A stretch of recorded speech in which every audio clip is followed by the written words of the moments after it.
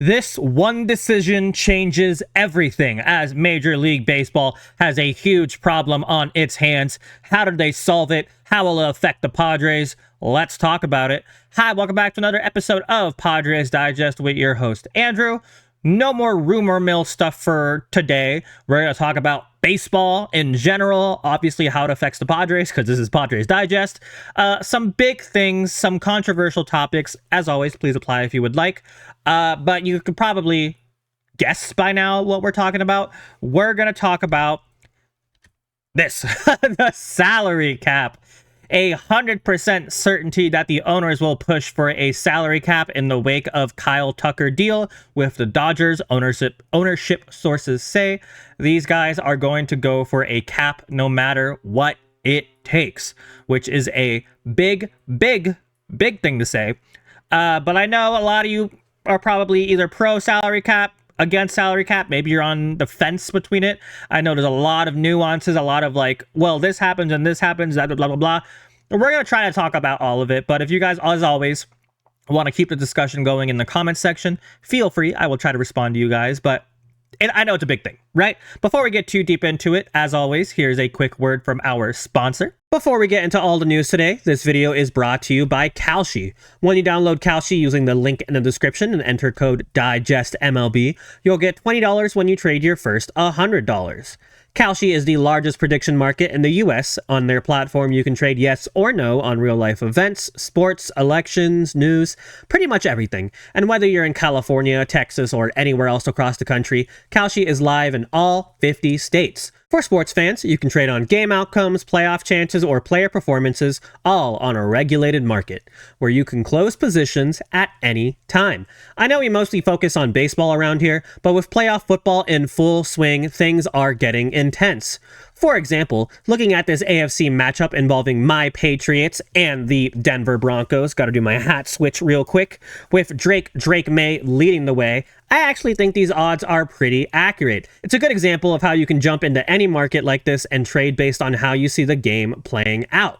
Not just that, you can also trade on in-game outcomes like how many points get scored or which players find the end zone.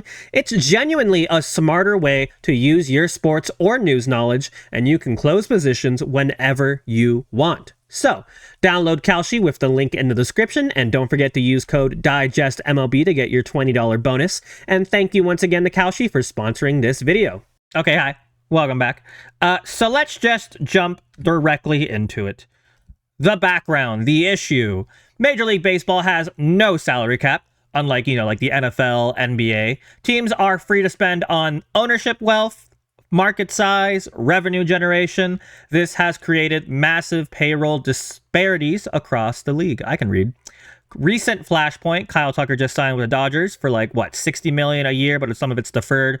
Of course, Ohtani is a big example. He's getting paid a metric crap ton, but he's only getting paid $2 million a year, which I know you could technically say every team can do, but I think, what was the math? It was like they have to pay $70 million the last year or something like that, maybe even more. So it's not like every single team can afford to drop $70 million. I mean, the Marlins' whole roster was 90 million, I think, something like that. So, no. But I'm sure people will complain about it. But Bo Bichette, another person, 3 years, 126 million with the New York Mets. Dodgers projected near $400 million payroll, and several teams operate under 100 million. So, big difference, right? And before anyone says, well, owners shouldn't be so cheap, listen, Dodgers make a lot more money than other teams. And it's not just because they're a big market team. They have TV revenue deals. They have a big, massive ownership group. So it's a bunch of other things, right? Again, I'm not going to get too much into the Dodgers side of it, but they're the main issue. They're the main issue, right? They're honestly, I don't know if I can say this because I wasn't really super... I was a child, right, when it happened, but they're like the Yankees from the early or late 90s, early 2000s, but worse, in my opinion. Anyways, core question. Should MLB operate or continue to operate as a free spending system or move towards competitive balance? Well, wrong button. Well, current system, MLB uses a competitive balance tax, a luxury tax, instead of a salary cap. Teams can exceed payroll thresholds if they pay financial penalties, except draft pick penalties at extreme levels. For large market teams, luxury tax is treated as a cost of doing business. Mistakes can be absorbed financially. Key issue, luxury tax does not prevent spending, it only discourages it. And for teams without deep pockets, the reality, some teams' luxury tax payments alone can exceed the entire payroll of a small market team, aka the Dodgers and like the Marlins. Financial power creates margin for error, roster flexibility, long-term dominance. So I get the idea of luxury tax, but to be honest, it really doesn't do that much. Like, yes, they'll have to spend more money. I don't remember what the exact number is, but it's like for every dollar spent, you gotta owe like $2 or something like that. I don't know the exact details of it. But basically, if you're rich enough, you can throw your money at the problem and it'll go away. Not exactly go away, but you won't care, right? You know what I mean? It's like if a fly lands on a whale, the whale's not gonna notice. Kind of like that, right? So, TV revenue gap, another huge thing. MLB teams control local television rights. Revenue from these deals are not shared equally. Big market advantage. Teams like the Dodgers generate hundreds of millions annually from local TV contracts. That revenue funds massive payrolls, offsets luxury tax penalties, allows aggressive long-term spending. Padres and mid-market reality. Some teams, including the Padres, lost traditional regional sports network deals. As a result, broadcast rights were taken over by the MLB, and teams received a fixed league-set payout. That payout is much lower than elite market TV deals, limits revenue growth regardless of performance or fan demand. Why this matters: under the current system, big market teams operate in a different financial universe. Mid-market teams face hard ceilings unrelated to competitiveness. And I think this is one of the most important parts, because we literally didn't have streaming rights for like, what, 3-4 years? Something like that, because Bally Sports completely went under. That's not really the Padres' fault, and that's not any of the other team's fault. Like, if a company fails to stream properly and goes bankrupt or whatever happened, right, that's not on us. But because of that, we have to face the penalty of not getting as much money as other teams, like, say, the Yankees with the Yes Network, Dodgers with, DirecTV or whatever it is.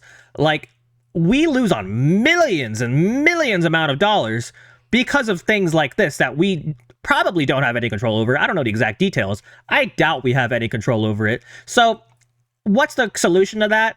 Revenue sharing through TV deals, a fixed TV deal. We are going to be streamed by ESPN. I don't think the amount has been revealed, but I doubt it's millions and millions of dollars. Well, I mean, it might be, but to the extent of what other teams are getting, it'll be less. Let's put it that way. And then pros versus against. Pro salary cap, why owners want one, limits runaway payroll advantages, prevents teams from buying margin for error, raises franchise values across all 30 teams. A proposed cap would likely include a salary floor, forcing low-spending teams to invest. Owners argue competitive balance improves, more fan confidence in smaller markets. But one thing that also needs to happen is not just a cap, but a salary floor. I think $100 million should be the bare minimum. I would love to see like 150, 120. And if owners are like, we can't afford that, then why are you in baseball? You know what I mean? If you can't afford to own a pro team, why are you owning a pro team? You know what I mean? I forget where I saw it. I was on TikTok, I think. But leagues like the NBA and NFL, I think their like league financial parity has increased. I think NBA was like 101%. NFL was like 75%, something like that. So their franchise values have gone up thanks to everything being more fair. I think MLB was at like 15% or something like that. But why are players against salary cap? A salary cap creates an earnings ceiling, limits free market value for players. MLB Players Association position: revenue should be shared more fairly, not restricted through payroll limits. Tony Clark, who is the head of the MLB Players Association, I'm pretty sure, or the president, or whatever you want to call it, the top dog, points to record revenues and fan engagement, which is true. Scott Boras: Dodgers are not as system flaw. Ohtani level revenue is a rare anomaly. Media rights, not payroll caps, are the real solution. Players have historically been willing to miss games to stop a cap, aka a shutout. So I agree with Boris on the media rights. That's a big deal. I don't think it's the entire solution, but I think it's a big part of the solution. Record revenue and fan engagement, yes.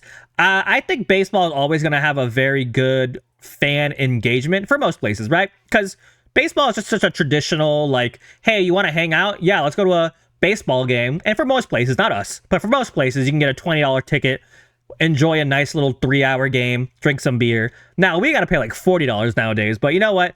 That's why we're selling out every single home game. Anyways, I think baseball has improved on other aspects. Like, I honestly love the pitch clock. I know some people hate pitch clock. I love pitch clock. I think we're making the correct moves to grow the game, but I think the biggest thing that's holding us back as a sport is the unfairness of salary cap, in my opinion. Again, you guys let me know how you guys feel.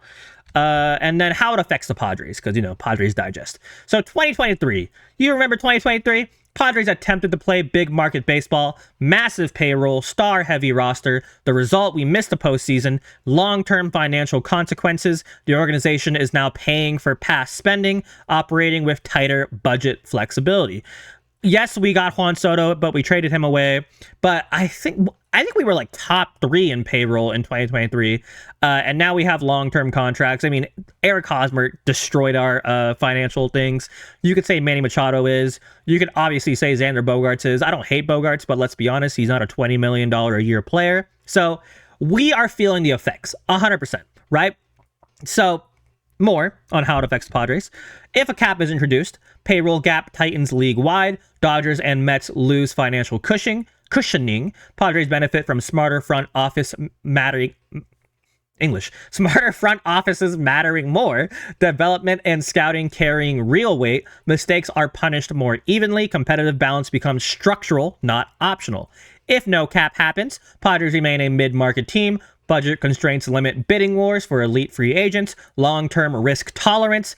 Bigger markets offer larger contracts, provide endorsement exposure, absorb financial mistakes more easily. Padres must be near perfect in development, highly efficient in roster construction.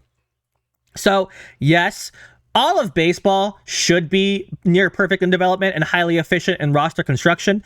I think that's just smart business. I mean, look at the Rays. They pay people nobody, or they pay nobody anything, but they almost make the playoffs every single year. If everyone could be like the Rays, we wouldn't have this problem. But not everyone is like the Rays, right? So I think a cap, I don't know what the cap would be. I have no number. I just think it would make people play and spend smarter, like everywhere else in every other sport, right? I think it would really help the parity of the league.